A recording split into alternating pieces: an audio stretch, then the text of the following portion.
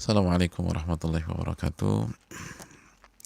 Alhamdulillah hamdan katsiran thayyiban mubarakan fih kama yuhibbu rabbuna wa yarda, wassalatu wassalamu ala nabiyyina Muhammad wa ala alihi wa sahbihi wa man sara ala nahjihi bi ihsanin ila yaumidin wa ba'd. Saudaraku yang semoga Allah muliakan, tidak ada kata yang pantas untuk kita ucapkan pada kesempatan kali ini kecuali bersyukur kepada Allah Subhanahu wa taala atas segala nikmat dan karunia yang Allah berikan dan Allah limpahkan kepada kita. Sebagaimana salawat beriring salam semoga senantiasa tercurahkan kepada junjungan kita Nabi kita Muhammadin sallallahu alaihi wasallam beserta para keluarga, para sahabat dan orang-orang yang istiqomah berjalan di bawah naungan sunnah beliau sampai hari kiamat kelak. Saudaraku yang Allah muliakan, semoga kita diberikan taufik oleh Allah Subhanahu wa taala untuk bisa selalu bersyukur atas segala nikmat dan karunia yang Allah berikan dan Allah limpahkan kepada kita di kondisi tersulit sekalipun, karena itu yang bisa membuat kita bangkit, membuat kita keluar dari musibah dan himpitan dunia. Bukankah Allah Subhanahu wa taala berfirman, la in syakartum la azidannakum, jika kalian bersyukur aku akan tambah nikmat tersebut. Wala in kafartum inna adzabi lasyadid, dan kalau kalian kufur nikmat ketahuilah azabku sangat pedih. Adabku sangat pedih. Dan saudaraku yang Allah muliakan, semoga Allah juga memberikan kita taufik untuk bisa bersabar atas segala musibah yang harus kita lewati dan kita jalani. Musibah apapun, dan setiap orang mengalami musibah yang berbeda-beda, maka mintalah selalu pertolongan dan taufik dari Allah Subhanahu wa taala. Dan pada kesempatan kali ini juga kita meminta kepada Allah ilmu yang bermanfaat dan berlindung kepada Allah Subhanahu wa taala dari ilmu yang tidak bermanfaat. Allahumma inna nas'aluka ilman nafi'a wa na'udzubika min ilmin la yanfa'. Ya Allah, kami meminta ilmu yang bermanfaat, yang bukan hanya teori, yang bisa kita amalkan, yang bisa menancap di dalam dada kita, lalu kita ajawantahkan dalam kehidupan kita sehari-hari, dan kita berlindung kepada Allah dari ilmu yang tidak bermanfaat, ilmu yang hanya teori, ilmu yang hanya sekedar permainan kata, ilmu hanya merupakan euforia belaka. Semoga kita dijaga oleh Allah Subhanahu wa taala atas segala hal-hal di atas. Saudaraku yang Allah muliakan, dari sahabat besar, sahabat sekaligus sepupu, sekaligus menantu, rasanya kita sudah tahu siapa sosok ini. Siapa lagi kalau bukan sosok yang begitu kita cintai dan sayangi, Ali bin Abi Thalib radhiyallahu taala an. Ya, beliau adalah sahabat Rasul sallallahu alaihi wasallam, sekaligus sepupu Rasul sallallahu alaihi wasallam, anak dari paman yang paling Nabi sayangi dan sekaligus menyayangi Nabi kita sallallahu alaihi wasallam,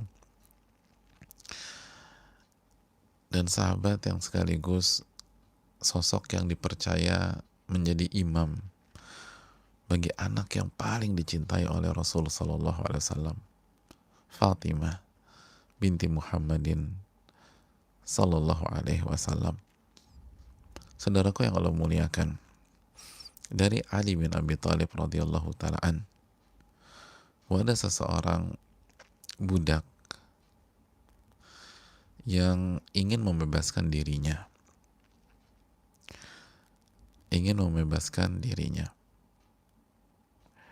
Dia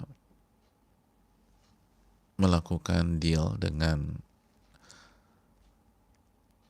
tuannya untuk menembus dirinya sendiri, membayarkan sejumlah uang agar dirinya bisa merdeka. Itu yang dinamakan di dalam ilmu fikih dengan mukatabah. Anna mukataban ja'ahu. Ada seorang budak yang berupaya menembus dirinya sendiri dengan sejumlah uang. Datang kepada Ali bin Abi Thalib. Datang kepada Ali bin Abi Thalib radhiyallahu ta'ala an. Lalu budak ini mengatakan, faqala inni ajaztu an kitabati. Wahai Ali bin Abi Thalib, aku nggak mampu membayar tembusanku sendiri. Jadi mungkin sudah jatuh tempo atau akan jatuh tempo, tapi sejumlah uang yang menjadi kesepakatan tidak mampu dia tembus, tidak mampu dia tebus. Maka dia, budak ini, curhat kepada Ali bin Abi Thalib. Curhat kepada Ali bin Abi Thalib, saya nggak mampu. Dan meminta bantuan kepada Ali bin Abi Thalib. Fa'inni, wahai Ali bin Abi Thalib, tolong aku, bantu aku. Aku udah nggak bisa lagi, dan aku pengen bebas, aku pengen merdeka, tapi aku nggak mampu. Saudaraku yang Allah muliakan, mungkin kasus yang serupa tidak ada pada hari ini. Siapa di antara kita yang budak yang ingin menebus dirinya sendiri? Siapa di antara kita yang menjadi budak lalu menebus dirinya sendiri? Namun, bukankah hari ini banyak di antara kita yang deadline hutangnya jatuh tempo hari ini, atau kemarin, atau lusa, dan dia belum mampu bayar? Atau deadline kos-kosannya itu jatuh tempo besok atau lusa, tapi dia nggak mampu bayar. Kontrakannya jatuh tempo minggu depan, alih-alih bayar, minggu lalu dia dirumahkan, minggu lalu dia di PHK. Alih-alih bayar, gajinya dipotong 50%. Lalu gimana dia bisa bayar? Sedangkan bu kosnya atau pak kosnya atau pemilik kontrakan udah kasih ultimatum. Dan hari seperti ini bukan saatnya kita menyalahkan orang. Mungkin bu kos atau pak kos atau orang yang punya rumah kontrakan kita juga butuh uang. Dia pun juga terlilit hutang mungkin. Dia butuh uang dari kamar kos-kosannya atau rumah kontrakannya. Maka dia tuntut kita. Dia kasih ultimatum. Dia bilang kalau sampai minggu depan kamu belum bisa bayar, kamu harus keluar dari kontrakan saya. Kamu harus cari kos-kosan yang baru. Mohon maaf, bukan nggak berperi kemanusiaan, tapi karena saya juga manusia dan saya butuh uang. Jadi paling mungkin saya akan tawarkan ke sama orang lain. Saudaraku yang Allah muliakan, bukankah kondisi seperti ini terjadi di tengah-tengah kita? Saya pribadi mengetahui lebih dari 1, 2, 3 orang itu mengalami hal itu. Banyak di tengah-tengah kita yang terhimpit masalah seperti itu, baik hutang maupun kontrakan maupun kos-kosan atau hal-hal lainnya.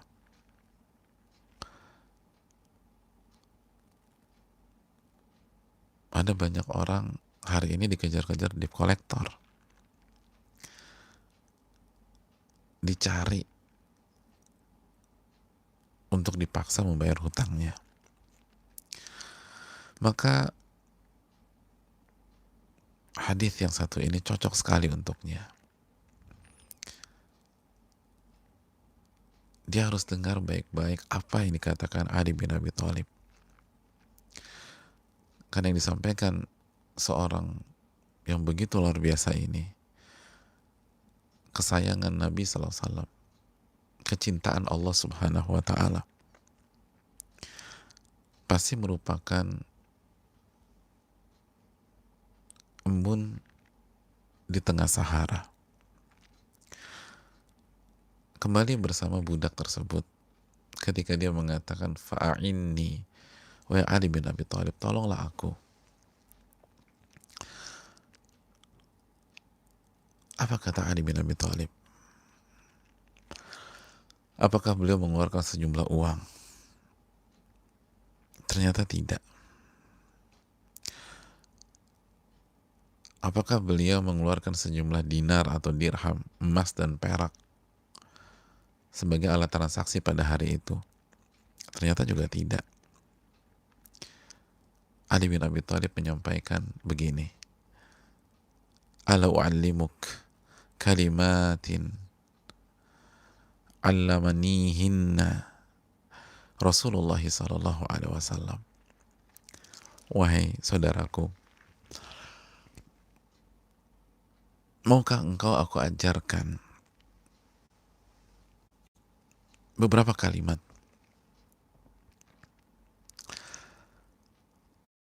yang Rasul sallallahu alaihi wasallam ajarkan kepada diriku? Maukah engkau aku ajarkan doa yang diajarkan Rasulullah sallallahu alaihi wasallam kepada aku? Ternyata bukan uang, bukan emas, bukan perak, tapi doa. Tapi bukan sembarang doa, bukan doa ngasal. Doa yang diajarkan Rasulullah SAW kepada beliau Ali bin Abi Thalib radhiyallahu ta'ala an, kepada sepupu tersayang, menantu yang beliau sayangi, sosok yang dicintai Allah Subhanahu wa Ta'ala. Masih ingat ketika Nabi SAW mengatakan, dan mungkin kita bisa bahas di kesempatan lain bagaimana Nabi menjelaskan bahwa Ali disayang Allah Subhanahu wa Ta'ala.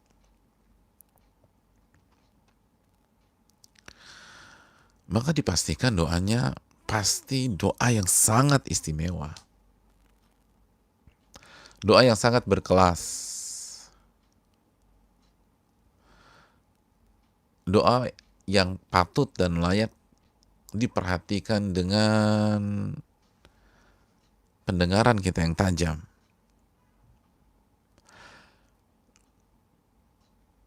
Dan tidak titik sampai di sana. Ali bin Abi Thalib melanjutkan, "Lau kana 'alaika mithlu jabali sirin," dalam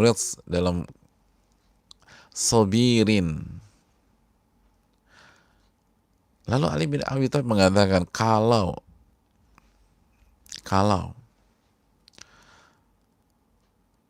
engkau memiliki hutang, lau kana 'alaika mithlu jabali sirin daina, atau jabali sabirin daina, kalau engkau memiliki hutang sebanyak gunung Sir atau gunung Sobir, nama gunung, dan semua utang semua tuh, utangnya sebesar gunung, addahullahu alaik, niscaya Allah akan memberikanmu rizki untuk membayarkan hutang-hutangmu itu. Allahu Akbar. Allah akan bayarkan untukmu. Allah akan kasih kau rizki agar kau bisa bayar itu. Atau Allah akan lunasi untukmu, bagaimanapun caranya. Bayangkan, ini bukan tentang kamar kos-kosan, bukan tentang 1 kamar, 2 kamar, atau 3 kamar. Ini bukan tentang rumah kontrakan. Ini tentang hutang 1 gunung. Ya, hutang 1 gunung.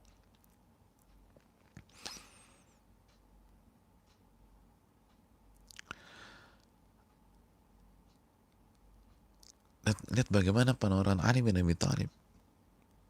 Beliau memang tidak kasih uang, beliau memang tidak kasih dinar atau emas, beliau tidak kasih dirham atau perak, tapi beliau kasih hal yang lebih bagus. Ini resepnya Nabi SAW. Beliau kasih kepada saya. Dan kalau engkau punya hutang sebesar gunung, Allah akan bantu kamu menyelesaikan ini. Allah akan kasih rizki. Lalu Ali bin Abi Thalib mengatakan, kul, bacalah doa berikut ini. Allahumma kfini bihalalika an haramik. Ya Allah, cukupkan aku dengan rizki halalmu dari hal-hal yang haram kepadamu. Wa agnini bifadlika amman siwak.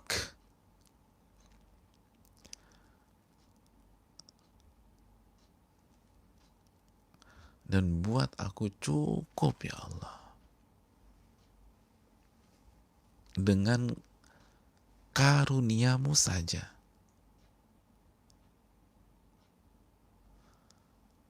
Amman siwak, sehingga aku tidak berpaling ke selainmu.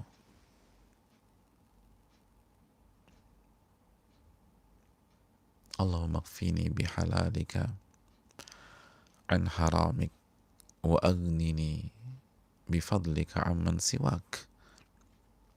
Ya Allah, cukupkan aku dengan rizkimu yang halal dari hal-hal yang haram kepadamu.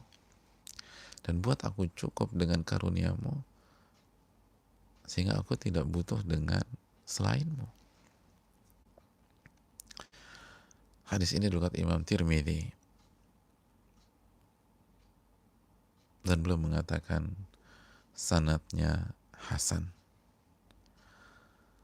Dan hadis ini pun juga divalidkan atau disahihkan oleh Al-Imam Hakim dan diaminkan oleh Imam Zahabi, dinyatakan hasan oleh Syalbani, dan begitu juga dengan Syekh bin Baz juga mengatakan hadis ini valid. Beliau tidak memberikan catatan apapun. Dan begitu juga dengan Syekh Muhammad bin Shalih Al-Utsaimin, dan hadis ini juga dibawakan oleh Imam Nawawi dalam Riyadhus Shalihin.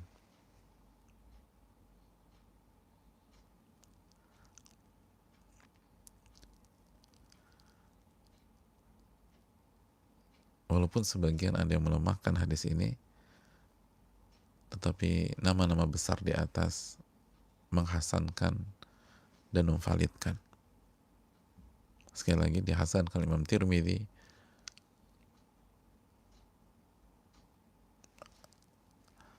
lalu juga Syalbani, lalu juga disyarah oleh Syekh bin Baz, lalu juga Syekh Utsaimin, lalu juga dibawakan Imam Nawawi, lalu bahkan Imam Hakim mensahihkan dan diamini oleh Imam Zahabi.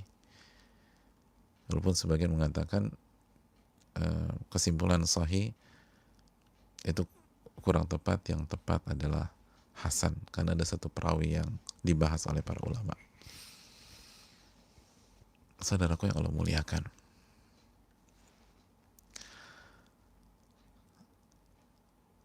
Allahumma kfini bihalalika an haramik. Ya Allah, cukupkan aku dari hal-hal, dari hartamu yang halal, rizkimu yang halal, dari hal-hal yang haram kepadamu. Dan buat aku cukup dengan karuniamu sehingga aku tidak butuh kepada selainmu. Ini kalimat, sekali lagi, itu bisa membuat Allah Subhanahu wa ta'ala membayarkan seluruh hutang-hutang kita, walaupun sebesar gunung. Walaupun sebesar gunung. Tapi ingat,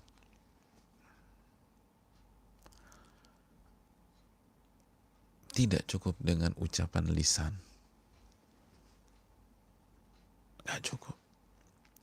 Karena Nabi SAW mengatakan sesungguhnya Allah tidak menerima doa min qalbin ghafilin lahin. Allah nggak akan terima, Allah nggak akan kabulkan doa dari hati yang lalai, tidak serius dan tidak fokus. Hanya permainan lisan saja tidak cukup. Makanya Syekh Mubarakfuri dalam Tuhfatul Ahwadhi menyatakan bahwa doa di atas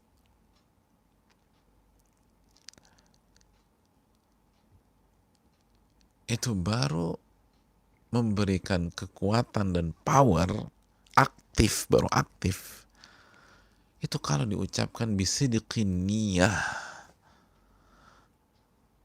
dengan niat yang jujur dan benar, dengan hati yang jujur dan benar, yakin seyakin-yakinnya. Nabi SAW bersabda, Udu'ullah wa antum muqinuna bil ijabah. Berdoalah kepada Allah dalam kondisi Anda yakin seyakin-yakinnya diijabah sama Allah. Dengan meresapi setiap kalimat yang kita panjatkan kepada Allah Subhanahu wa Ta'ala, yang kita panjatkan dan kita yakini, kita amalkan kandungannya. Ini rahasia dari doa tersebut. Ini rahasia dari doa minta rizki sehingga kita bisa bayar hutang-hutang kita.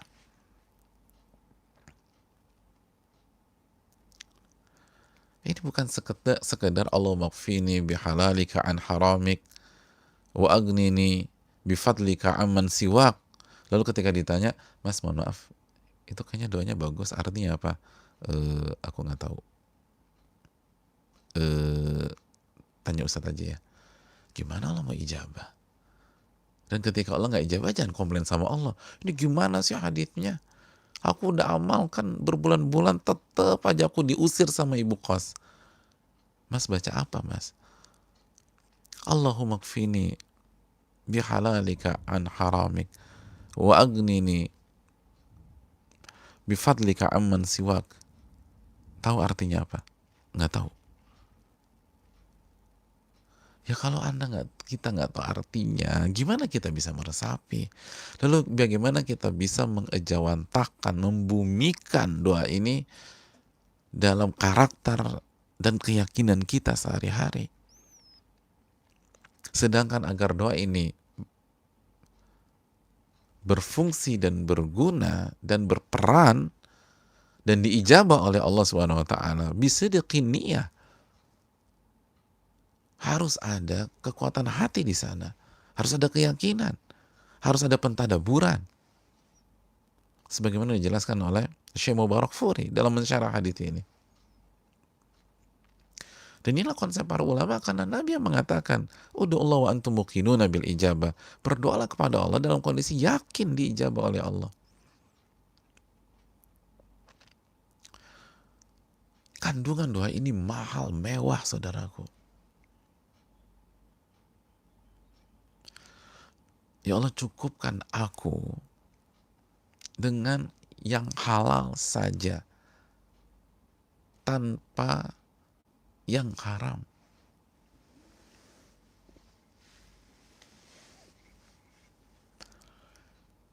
Kita minta agar Allah cukupkan kita dengan yang halal. Lalu cukupkan kita dengan karunia Allah, sehingga kita gak butuh dengan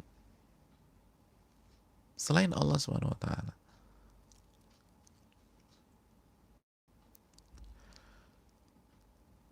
Bukan tidak butuh menafikan atau meniadakan hakikat bahwa manusia adalah makhluk sosial, tidak.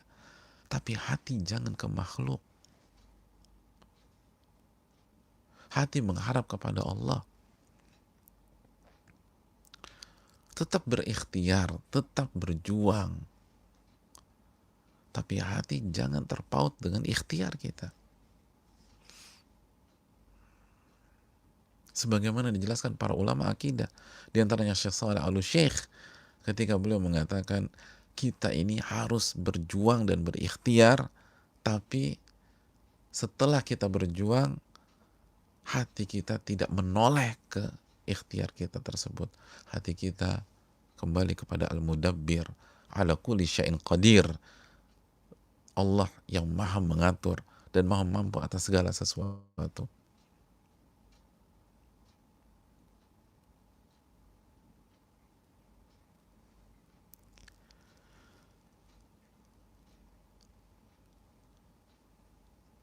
Ini harus benar-benar menancap jika kita ingin Allah membayarkan hutang-hutang kita yang sebesar gunung itu, kata Ali bin Abi Thalib radhiyallahu taala an.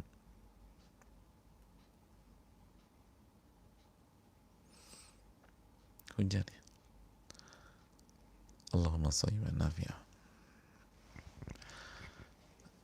Ya Allah, berikanlah kita hujan yang bermanfaat, hujan yang berkah, dan hujan yang membawa kebaikan. Amin ya rabbal alamin.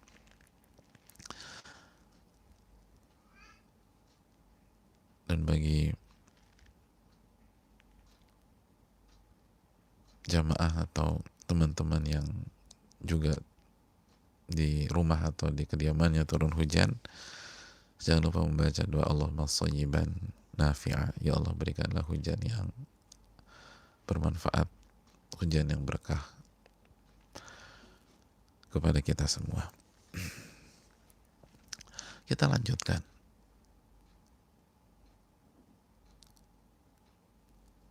Hanya minta kepada Rabbul Alamin.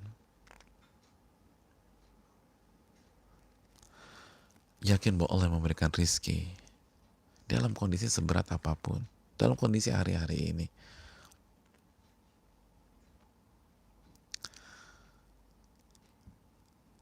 Terus berdoa, berjuang, berdoa, berjuang, berdoa, berjuang. Dan ketika kita berjuang, kita bekerja, jangan mengharapkan sama manusia. Jangan mengharapkan pihak lain. Tanamkan doa ini. Allahumma kfini bihalalika an haramik. Jangan pernah berpikir ambil harta haram.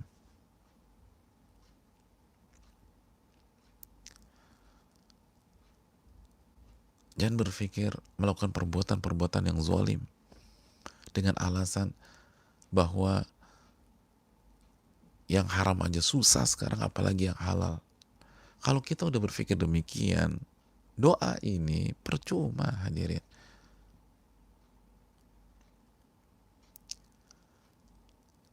Jadi walaupun kondisi sesulit apapun, tetap saya hanya mau harta halal, saya mau hanya harta halal. Saya siap kerja apapun selama halal. Saya siap melakukan apapun selama halal. Sing-singkan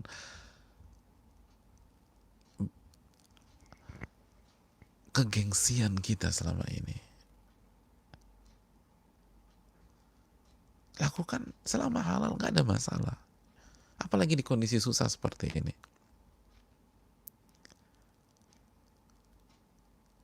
Jangan gengsi atau males. Akhirnya kita mengerjakan hal yang haram. Akhirnya kita nyusahin orang. Akhirnya kita jadi beban oleh orang, bagi orang lain. Jangan. Nanti Allah bantu. Yang penting halal. Mau cuci baju kayak, mau cuci piring, mau ngapain. Jangan berharap, jangan minta-minta.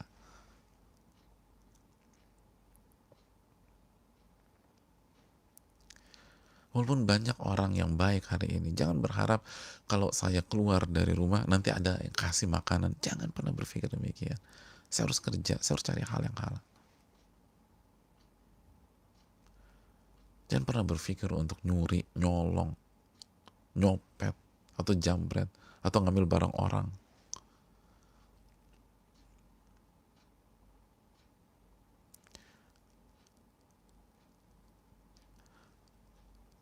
Atau hal-hal yang haram lainnya.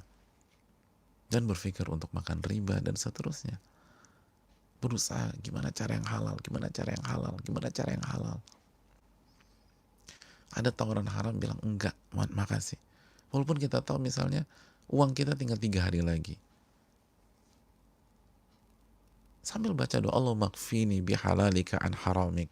Ya Allah, cukupkan aku dengan yang halal. Jangan sampai aku makan yang haram. Minta sama Allah, sujud lagi. Ada tawaran haram, mohon maaf enggak, makasih. Kalau perlu sholat pas sujud doa lagi ini, Allah maghfini bihalalika an haramik wa agnini bifadlika amman siwak.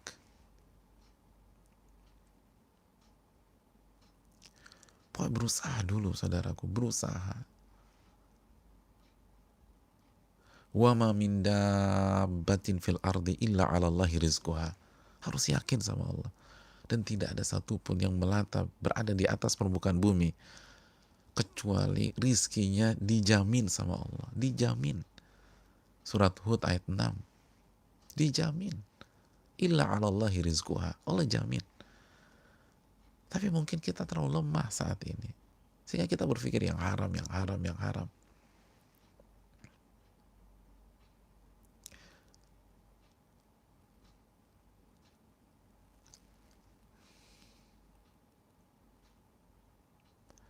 Ini penting.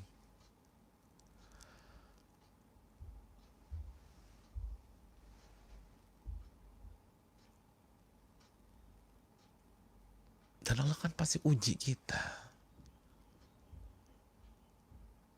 Benar nggak nih hanya berpegang teguh dengan yang halal? Allah kan uji. Dan hari-hari ini salah satu ujiannya. Kan kita sudah tahu awal-awal surat Al-Ankabut. Ahasiban nas an yutruku an yaqulu amanna wa hum la yuftanun. Apakah manusia berpikir mereka akan dibiarkan begitu saja mengucapkan keimanan, mengucapkan mau yang halal, mengucapkan saya hanya megang yang halal, dan mereka nggak diuji sama Allah Subhanahu wa taala.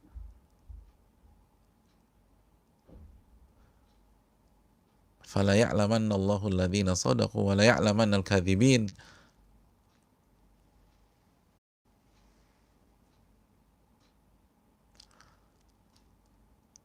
Allah uji umat-umat sebelum mereka sehingga terbukti bagi Allah siapa yang jujur hanya mau dengan yang halal dan mana yang berdusta.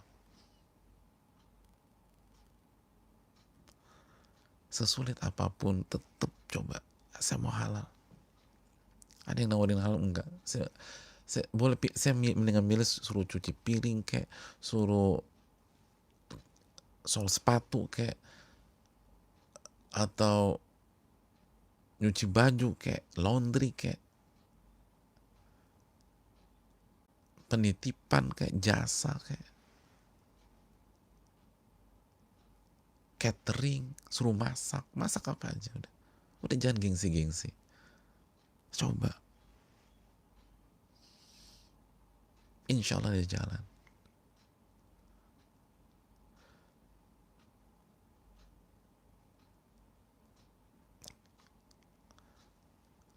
Lau kuntum tawakkaluna 'ala Allahi haqqa tawakkuli la razaqakum kama yarzuqu at-tayr taghdu khimasan wa taruhu bitana.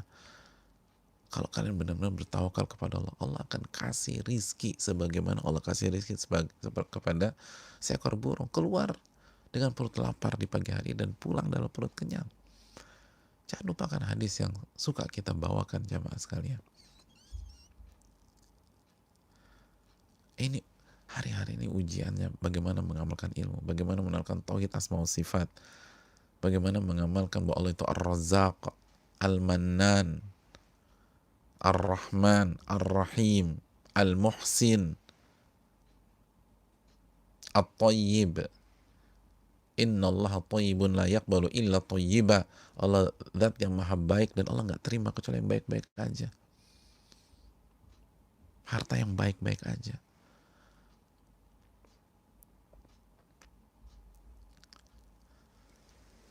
Lalu saudaraku yang Allah muliakan, minta agar kita dicukupkan hanya dengan Allah, sehingga hati kita nggak berpaling kepada selain Allah, nggak ngarep sama manusia.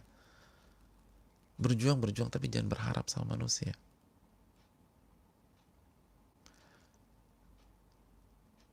Itu justru yang akan menghalangi rezeki kita,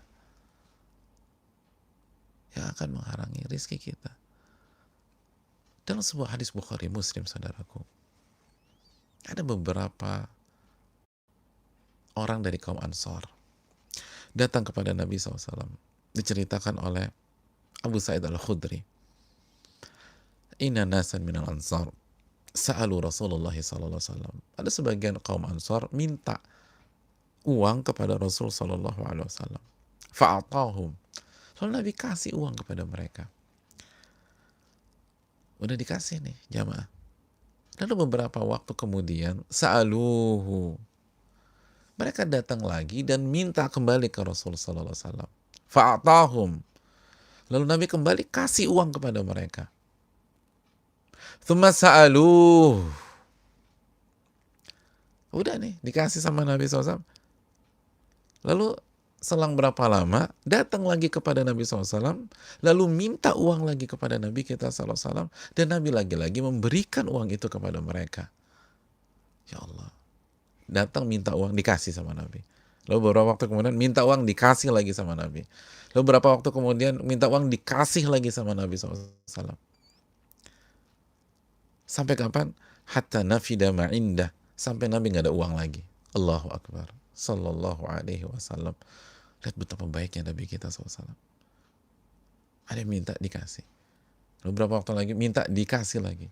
Minta dikasih lagi. Sampai habis sudah. Nggak ada uang Nabi kita Sallallahu alaihi wasallam. Karena ngasih. Bukan beli barang-barang mewah. Karena ngasih orang.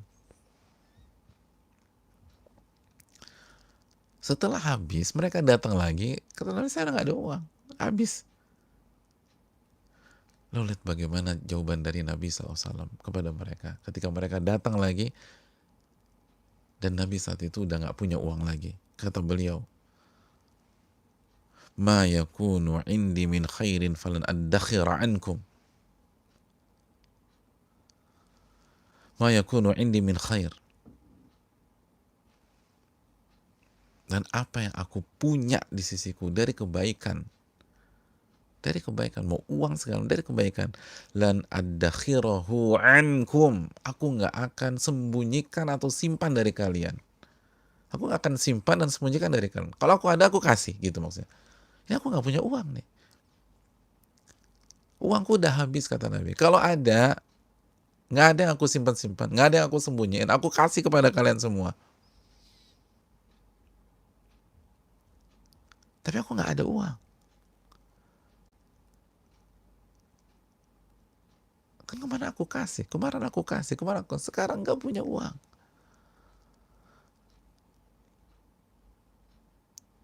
Tapi Nabi nggak berhenti sampai di situ. Sallallahu alaihi wasallam. Beliau didik sahabat-sahabatnya. Wa man yasta'fif yu'iffahullah.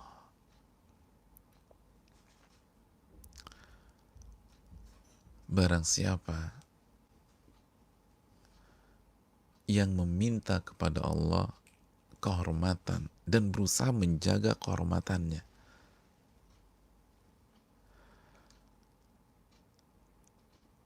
sehingga dia nggak minta-minta sama orang.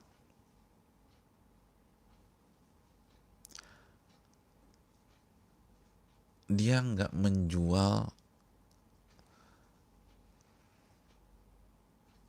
kebutuhannya, kekurangannya kepada orang lain, sehingga orang lain iba sama dia, lalu ngasih ke dia. Dia nggak menjual penderitaannya kepada manusia, sehingga manusia punya rasa iba dan memberi kepada dia. Dia jaga iffah. Dia ta'affuf.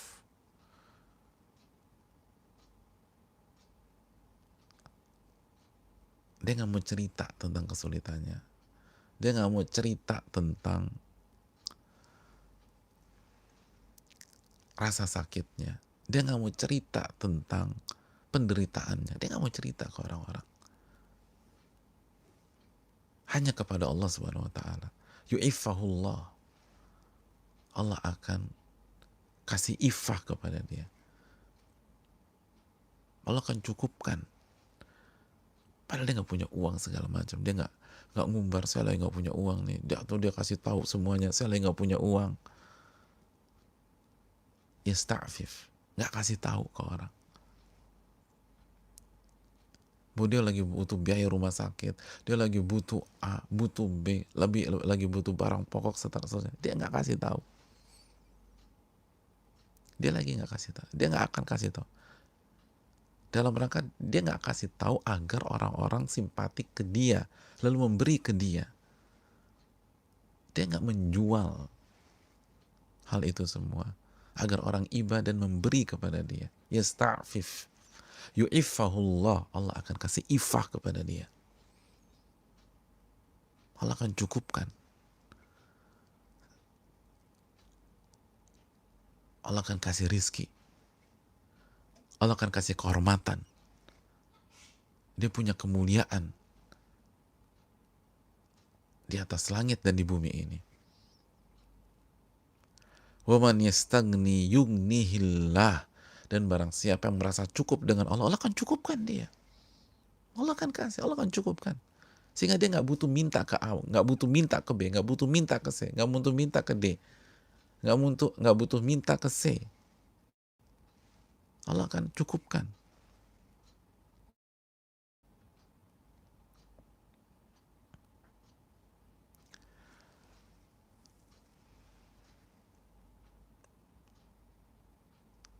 Lalu waman yatasabbar yusabbirullah, dan barang siapa yang memaksa dirinya untuk sabar, Allah akan kasih kesabaran.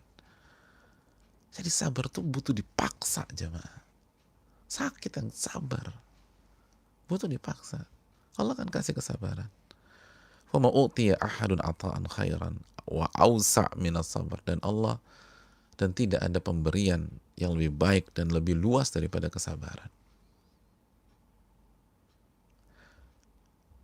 Jadi istighfaflah, minta ifah dari Allah, minta agar Allah jaga kehormatan kita, jaga agar kita nggak ngumbar ke orang, nggak minta-minta sama orang. Walaupun kondisi susah, Allah akan kasih itu. Asal kita jaga dan kita kerja memang. Kita berusaha. Apa aja.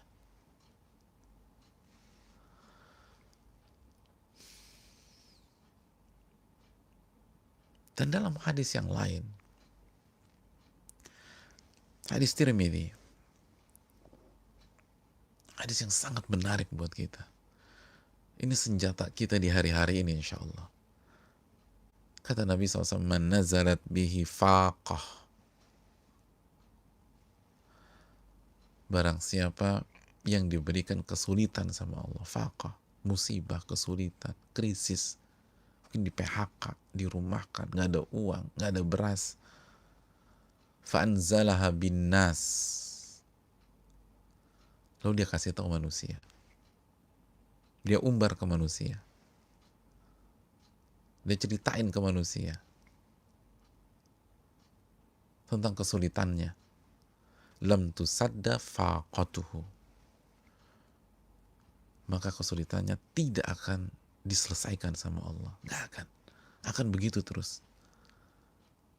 Lam tusadda faqatuhu, nggak akan ditutup sama Allah, akan dibiarkan menganga terus, akan dibiarkan menganga terus, akan susah terus dia.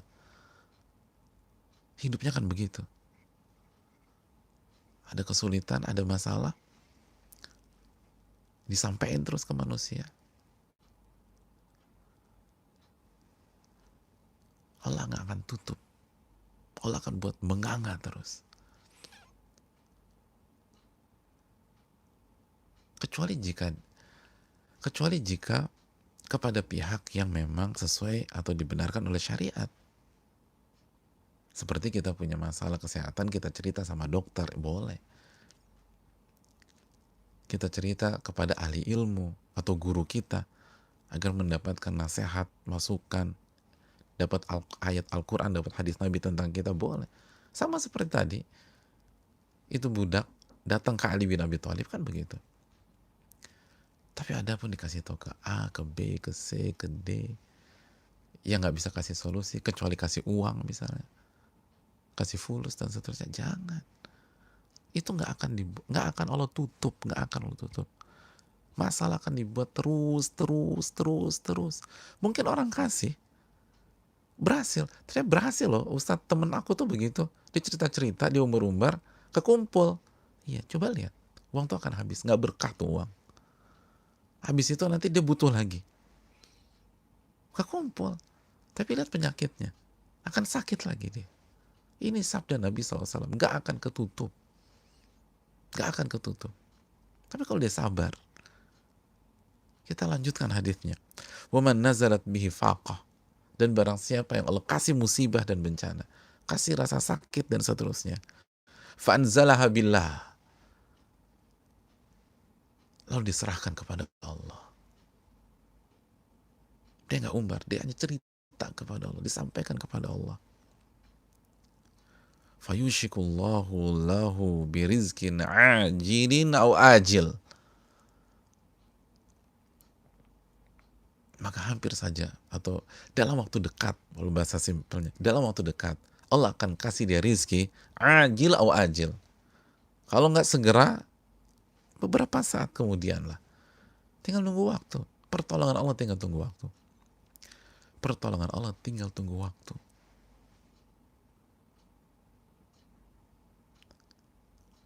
Kalau nggak dalam 1-2 hari ini, beberapa saat kemudian. Tapi ternyata temanku diusir, sabar, belum selesai. Ini baru episode keberapa dalam hidup, tunggu dulu. Jangan berpikir pendek. Lihat gimana alur takdir Allah membawa dia. Nanti ada keberkahan. Bukankah Nabi Yusuf juga di penjara? Coba kalau episode Nabi Yusuf kita berhentikan sampai di situ, ya sengsara Nabi Yusuf. Belum kan?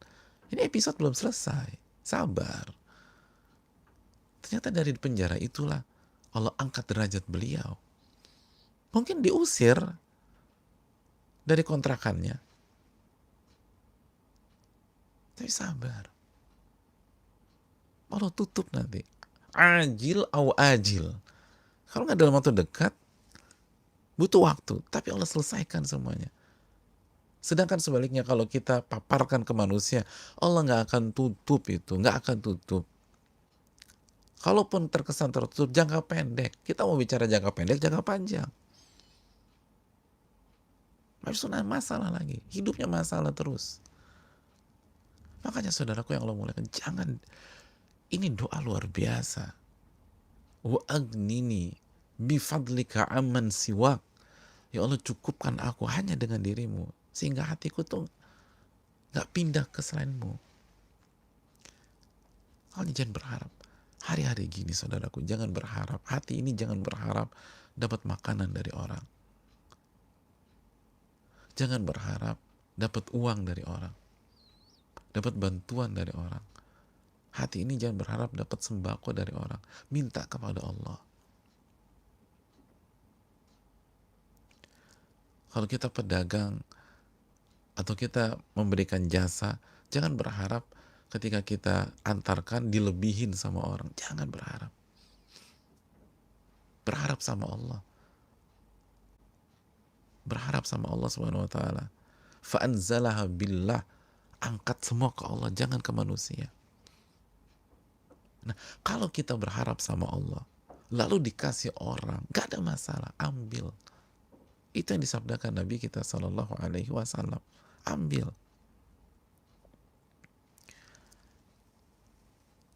Itu cara Allah kasih, tapi hati jangan ke mereka.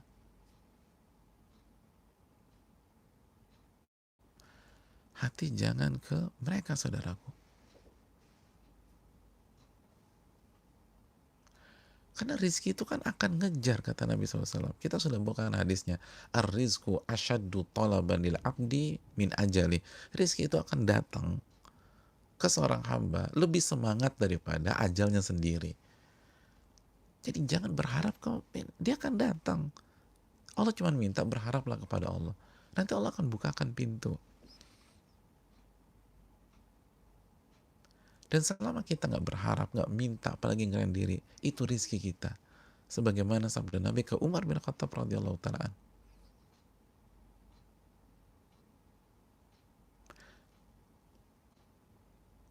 Allah hanya minta hati kita nih kemana. Pertolongan Allah itu dekat. Semakin kita berharap sama Allah, semakin dekat. Makanya kan pertolongan Allah itu pas kapan, saudaraku? Allah katakan dalam surat At-Taubah ayat 118, wa dhannu alla malja'a minallah illa ilai. Dan mereka yakin, seyakin-yakinnya, tidak ada jalan keluar dari ujian dan musibah yang Allah berikan kecuali kembali kepada Allah. Begitu itu benar-benar mengkristal, menancap dengan kokoh, Allah kasih pertolongan. Tapi kalau kita masih mengandalkan si A, mengandalkan si B, mengandalkan si C, si D, ya nggak akan selesai-selesai.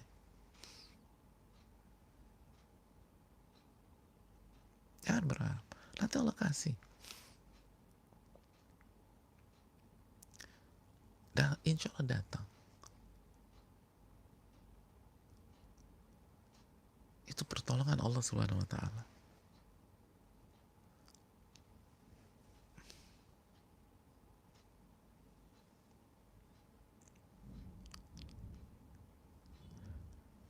Oleh karena itu, saudaraku yang Allah muliakan, saya tahu ada beberapa mahasiswa di sebuah kampus. Itu secara umum mereka nggak punya uang. Dan jauh dari keluarga.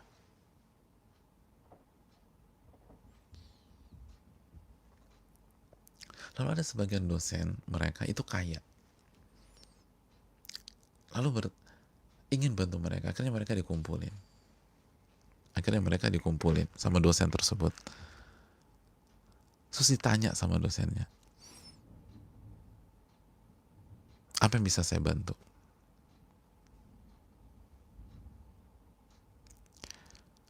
Itu semua mereka bilang, alhamdulillah nggak ada.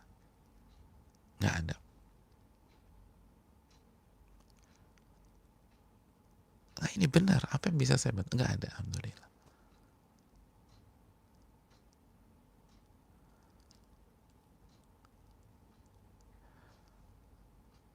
Semua gimana? Aman, alhamdulillah.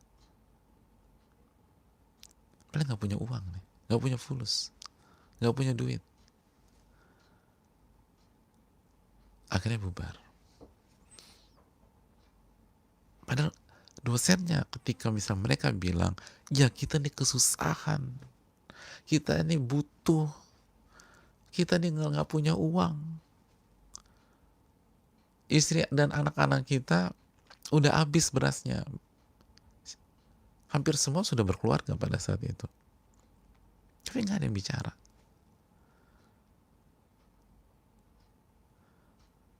Padahal kalau mereka bilang gitu, hari itu juga sang dosen akan kasih banyak buat mereka. Oh, ini dikasih satu-satu.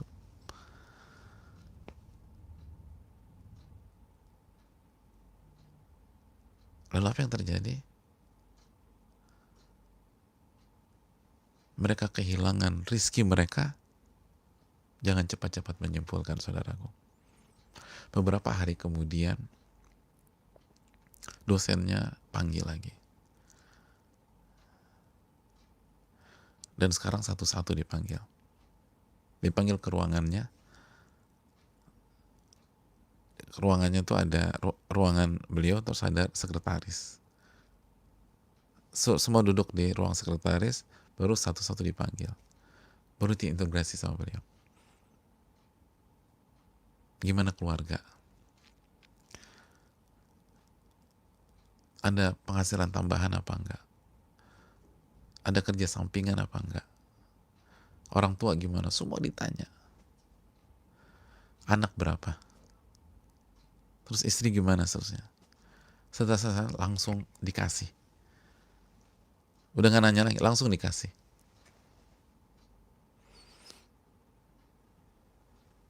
Langsung dikasih. Itu dikasih, semua pada nolak. Oh enggak, makasih, enggak, pegang. Satu lagi, cerita lagi, langsung interogasi. Langsung dikasih lagi. Yang kedua bilang, terima kasih banyak. Makasih, enggak terima. Ini dari guru, harus terima. Akhirnya, semuanya dapat akhirnya. Ar-rizqu asyaddu talaban lil abdi min ajali. Benar itu sabda Nabi. Rizki itu ngejar. Padahal nolak, enggak, makasih. Alhamdulillah, makasih. Terima. Terima akhirnya. Apalagi ini dari guru harus terima. Udah terima nih. Itu pulang mereka seneng, ya Allah. Benar. Shadaqa Rasulullah SAW. Memang benar Nabi SAW itu. Padahal nggak punya uang.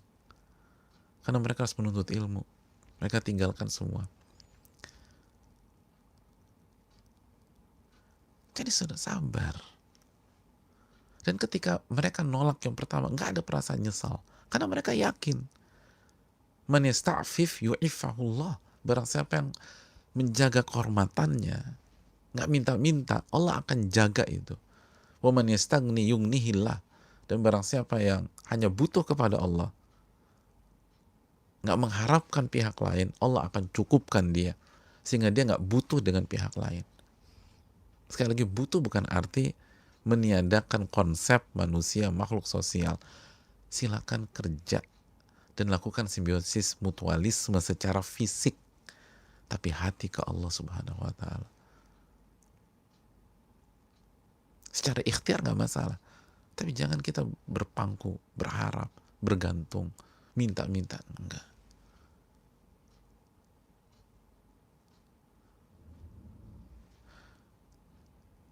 Tapi kata Nabi SAW, kalau rizki datang tanpa kita minta, dan kita tidak menghinakan diri kepada makhluk dan manusia, diambil, kata Nabi SAW.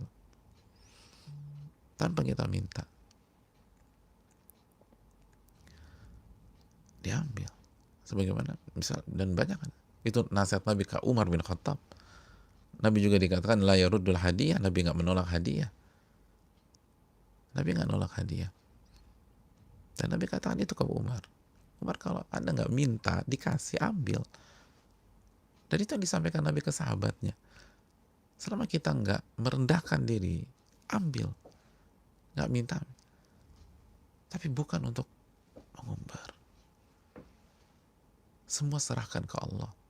Kalau nggak, Allah nggak akan tutup masalah kita. Ini, doa ini dibaca dengan keyakinan seperti itu. Wa agnini bifadlika amman siwak. Ya Allah, cukupkan aku dengan karuniamu saja, sehingga aku nggak ke pihak lain.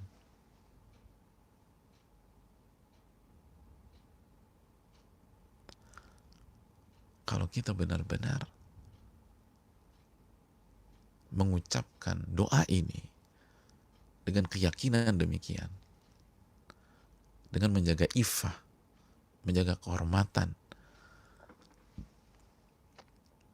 tidak minta-minta, tidak berharap sama makhluk atau manusia, karena kita yakin bahwa rizki kita di atas langit. Wa fis sama'i rizqukum wa ma tu'adun. Dan di atas langitlah sumber rizki kalian. Dan apa yang dijanjikan kepada kalian. Surat Adz-Dzariyat ayat 22-23. Rizki saya bukan di perusahaan, rizki saya bukan di bos saya, bukan di usaha saya, rizki saya di atas langit. Jaga hubungan, berusaha, insya Allah dikasih. Kalau kita benar-benar baca doa ini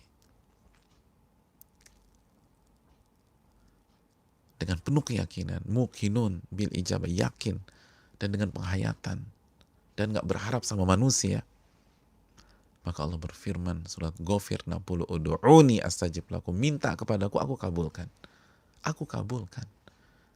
Yang jadi masalah, kita minta ke Allah, hati kita ke manusia. Oh, ke Pak Fulan aja nih, networknya bagus, ya repot. Ya Anda ke manusia. Emangnya Allah, Anda nggak tahu apa?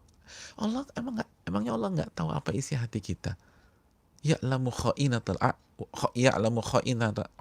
a'in wa ma tukhfis sudur. Allah mengetahui pengkhianatan mata dan apa yang dibicarakan dalam hati manusia. Allah tahu. Ya'lamu kha'inatal a'yun wa ma tukhfis sudur. Allah tahu apa pengkhianatan mata dan apa yang disembunyikan dalam hati manusia.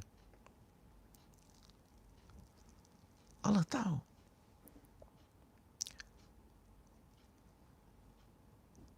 Allah tahu, saudaraku.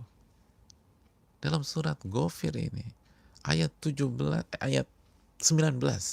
Ayat 19.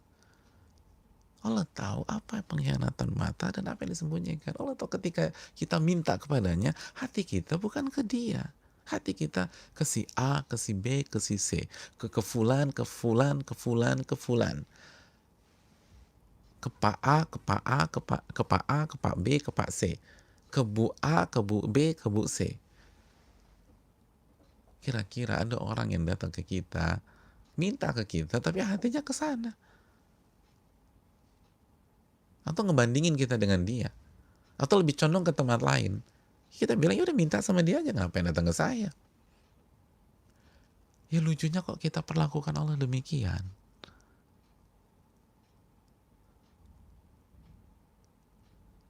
Man nazalat bihi faqah fa'anzalaha bin nas lan tusadda faqatuhu. Barang siapa yang diberikan musibah, bencana, lalu dia angkat ke manusia, Allah nggak akan tutup musibahnya, nggak akan Allah tutup. Minta sama Allah, jangan berharap ud'uuni astajib lakum. Maka dengan demikian Allah akan kabulkan doa-doa kita. Ini bisa disampaikan, dan ini nasihat untuk yang berbicara secara khusus dan kita semua. Dan yang berbicara belum tentu lebih baik daripada yang mendengarkan. Oleh karena itu, marilah kita baca doa ini, dan doa ini akan dipost di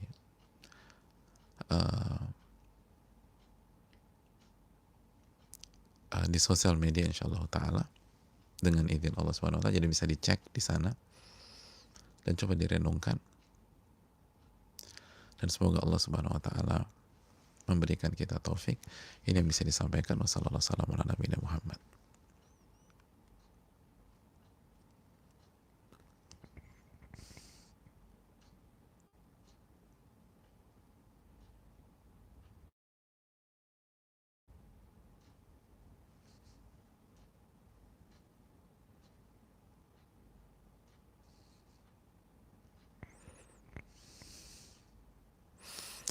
Assalamualaikum Ustadz. Waalaikumsalam. Ana mau bertanya, apakah doa tersebut juga bisa diamalkan untuk orang yang berhutang dengan cara riba, namun sekarang dia sudah bertobat dan berazam tidak akan mengulangi kesalahannya lagi, saat ini hutangnya masih tersisa dan belum terbayarkan? Jazakallahu khairan.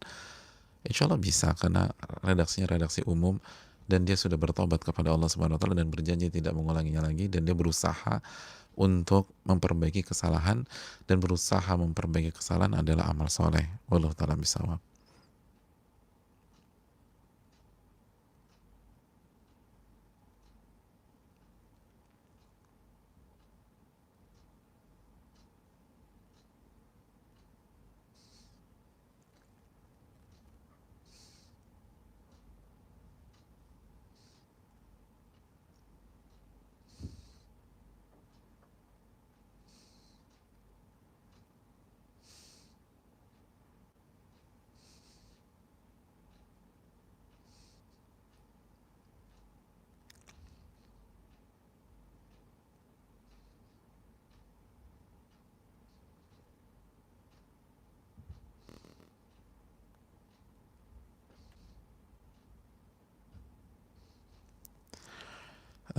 Saya sangat berharap semoga pertanyaan saya dijawab Ustadz. Assalamualaikum Ustadz. Waalaikumsalam. Semoga Ustadz dan seluruh kaum muslimin dikuatkan kesabaran dan keimanan hingga anjal menjemput. Amin ya rabbal alamin. Di tengah wabah seperti ini, saya mendapatkan telepon dari mama di kampung. Kalau mama dapat SMS bahwa papa saya ke hotel dengan wanita lain, dan papa juga menunjukkan tindakan aneh akhir-akhir ini. Mama menelpon sambil menangis, sementara saya tidak bisa memeluknya. Saya juga tidak bisa mengirim uang karena yayasan tempat saya ngajar belum menggaji saya. Salahkah kalau saya benci kepada papa? Saya bahkan belum saya sempat berpikir tidak mau dinikahkan oleh papa. Saya merasa hati saya kotor Ustadz, dan lebih menyakitkan lagi saat ini sholat pun susah untuk khusyuk. Mohon doanya Ustadz agar Allah beri saya dan orang tua saya hidayah. Doakan juga agar saya menjadi hafidz Quran yang diridhai oleh Allah Subhanahu wa ta'ala. Ya, Hadirin yang Allah muliakan, yang pertama eh, dari pertanyaan yang cukup panjang tadi, yang pertama secara umum nih ya, kita tidak bisa menelan berita mentah-mentah seperti sekarang. Allah berfirman dalam surat Al-Hujurat ayat 6, Ya ayyuhalladzina amanu in ja'akum fasikun binaba'in fatabayyanu. Wahai orang-orang beriman, apabila orang fasik datang memberikan berita, maka cross checklah, tabayyun, check and recheck, double cross check. Jadi disuruh untuk tabayun terlebih dahulu. Antusibu qauman bijahalah. Karena kalau Anda tidak tabayun, kita nih bisa nuduh seseorang atau sebuah kaum karena dengan kebodohan. Apalagi ini yang kita tuduh ayah kita sendiri. Fatusbihu ala ma fa'altum nadimin. Kita akan nyesel nanti. Kita akan nyesel kalau kita nggak tabayun, kita nggak cross check, kita akan nyesel. Kita akan menyesal. Jadi sekali lagi, baru dapat SMS dan seterusnya nggak bisa kita tuduh ayah kita berzina dan lain sebagainya, terus kita benci sama ayah kita dan lain sebagainya. Jadi ini hukum asalnya ada berita cross check apapun, tapi ayah kita aneh segala macam, tabayun. Ini dunia, ini saat-saat fitnah. Jangankan kita atau ayah kita, Aisyah itu pernah difitnah berzina apa tidak? Aisyah pernah difitnah berzina. Aisyah radhiyallahu ta'ala anha, istri Nabi SAW, sosok yang sangat kita kagumi, itu difitnah berzina.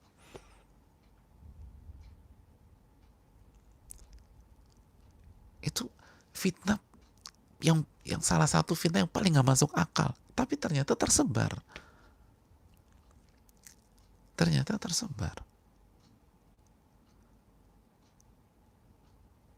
Jadi apapun, jangan terima berita mentah-mentah, apalagi hari gini. Nabi SAW difitnah apa nggak? Difitnah. Jadi orang-orang besar, orang-orang soleh, orang-orang para ulama itu banyak difitnah, secara umum difitnah oleh orang-orang. Jangan terima berita mentah-mentah, cross check dulu. Terus yang kedua, apalagi berita tentang zina. Berita tentang zina. Kalau kita baca hadis-hadis tentang masalah ini, Nabi SAW dalam masalah zina itu tidak cross check, tapi langsung suruh taubat. Nggak pengen tahu bener apa enggak tuh, nggak tertarik.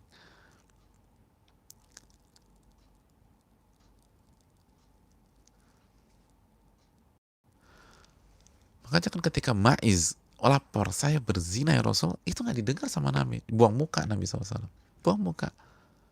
Udah pulang deh, itu taubat aja sendiri. Kalau benar taubat.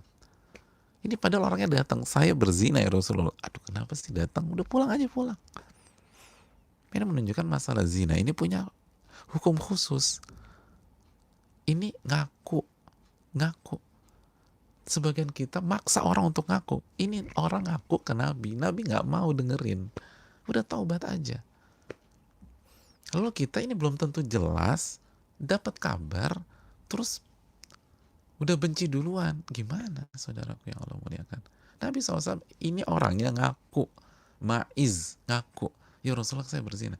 Udah nggak, buang muka lagi. Udah taubat aja udah. Nggak usah lapor-lapor. Udah selesaikan sama Allah Subhanahu wa taala.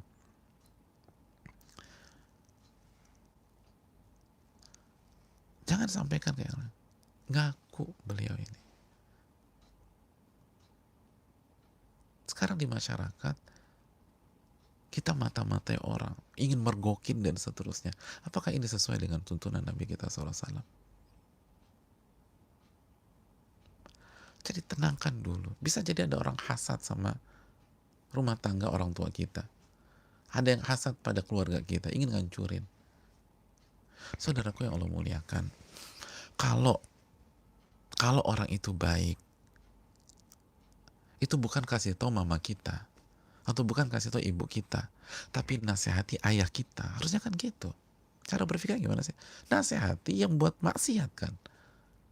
Dan bahasanya tuh baik, santun. Tulis surat aja ke ayah. Harusnya tulis di surat ke ayah kita atau WA ayah kita. Saya sayang sama engkau karena Allah. Dan saya berharap banget keluarga engkau utuh, sakinah mawaddah. Dan yang engkau lakukan, kalau benar yang saya lihat, itu tidak diridhoi oleh Allah. Bertobatlah kepada Allah. Selesai masalah. Selesai. Kasih kasih WA yang apa? Yang mendukung unsur akhoka. Tolonglah saudaramu yang zalim maupun terzalimi. Kasih nasihat yang baik. Bukan yang yang menekan atau menteror. Enggak. Orang baik enggak begitu. Saya mencintai engkau karena Allah.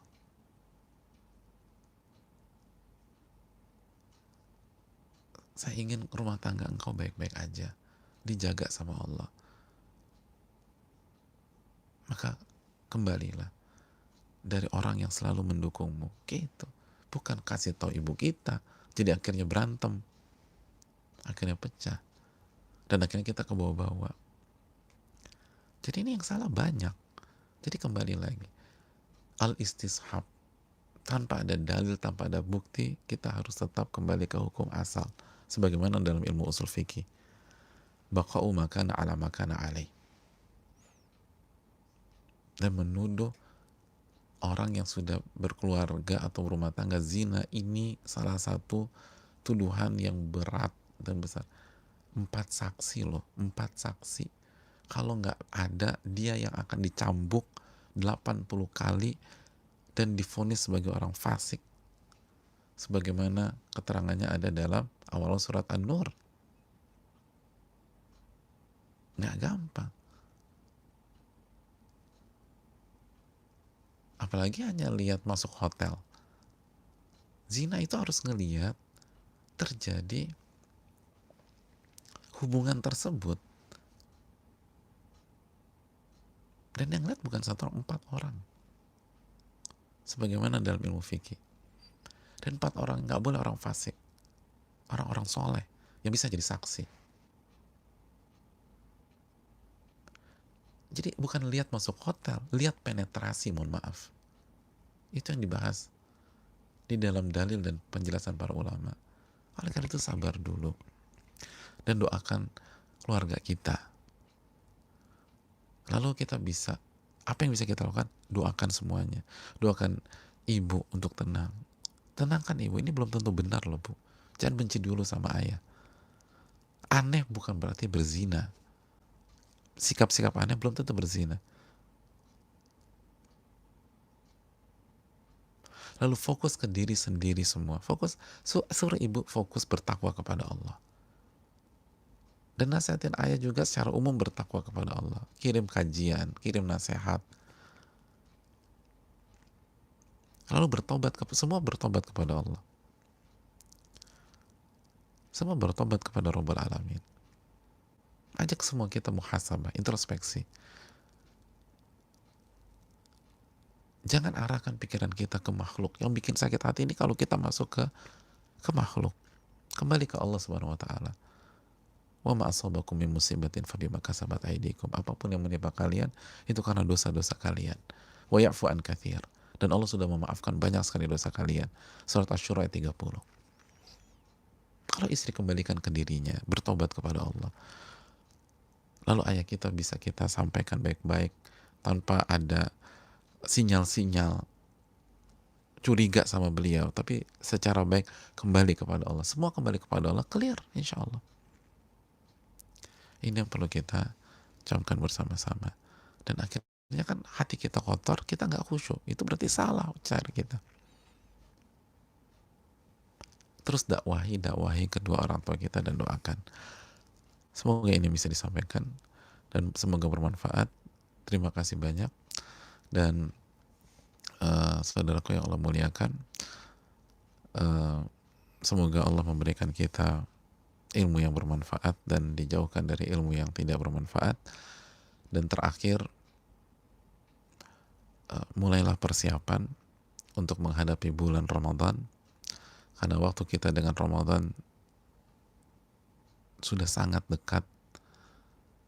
Dan para ulama kita mengatakan tuba liman aslahan nafsahu qabla Ramadan. Beruntunglah orang yang memperbaiki dirinya sebelum memasuki bulan suci Ramadan atau sebelum memasuki bulan Ramadan. Sebagaimana dijelaskan oleh Amr bin Qais dan dinukilkan Al-Imam Ibn Rajab dalam Lataiful Ma'arif.